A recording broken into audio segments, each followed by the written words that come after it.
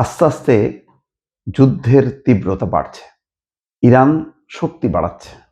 সেই শক্তি এমনই, এখন খবরে বলা হচ্ছে যে এবার ইরান ছুটছে 1 টনের মিসাইল। বদলে গেল যুদ্ধক্ষেত্র। 1 টন ওজনের মিসাইল ছুটছে, যেটা ভয়ঙ্করভাবে আঘাত করবে। আগে কম ওজনের ড্রোন, ক্ষেপণাস্ত্র, মিসাইল এগুলি ছুড়েছে।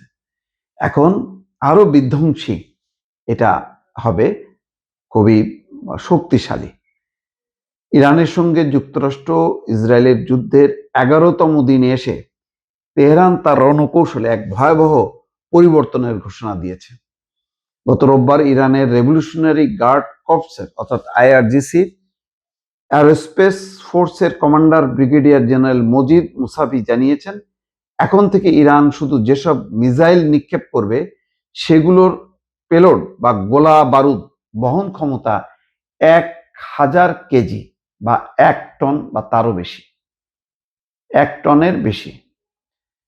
এই ঘোষণা যুদ্ধের ময়দানে একটি বড় ধরনের ট্যাকটিক্যাল শিফট বা কৌশলগত পরিবর্তন হিসেবে দেখা হচ্ছে।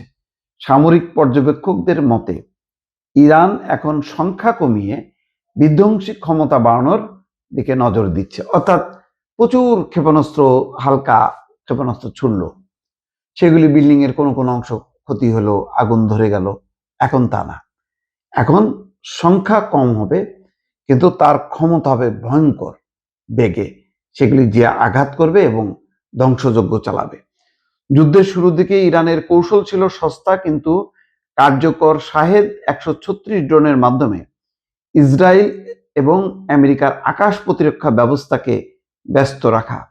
এর মূল উদ্দেশ্য ছিল স্যাচুরেশন অ্যাটাক, অর্থাৎ একসঙ্গে এত বেশি সংখ্যক ড্রোন বা সস্তা মিসাইল ছোড়া যাতে শত্রুপক্ষ তাদের দামি ইন্টারসেপ্টর মিসাইল খরচ করে ক্লান্ত হয়ে পড়ে। মানে আগে ছোট ছোট কম ক্ষমতার মিসাইল ছুড়ছে, অন্যদিকে তারা যাতে অনেক ছুটতে ছুটতে ক্লান্ত হয়ে যায় এক পর্যায়ে, সেই তাদেরকে ব্যস্ত রাখছে।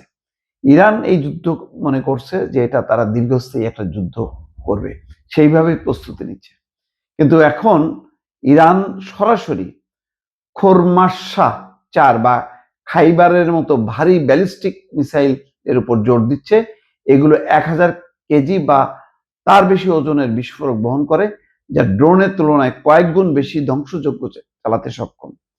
এটি কেবল লক্ষ্যবস্তুই ধ্বংস করবে না, বরং ব্লাস্ট রেডিয়াস বা বিস্ফোরণের এলাকাও হবে অনেক বড় বড় আকার ধারণ করবে আর কি, প্রচুর ছড়ায় যাবে এই মানে ক্ষয়ক্ষতি। জেনারেল মুসাভি জানিয়েছেন এই মিসাইলগুলো ম্যাক 8 বেশি গতিতে চলে এবং এর স্ট্র্যাটেজি বা গতিপথ পরিবর্তন করা যায়, যা ইসরায়েলের অ্যারো 3 মতো উন্নত ব্যবস্থাকে ফাঁকি দিতে সক্ষম। দর্শক, তাহলে বুঝতেই পারছেন যে আরো শক্তিশালী আধুনিক প্রযুক্তি ইরান ব্যবহার করছে এবং এর এখন কিন্তু টের পাবে যে কত ধানে কত চাল।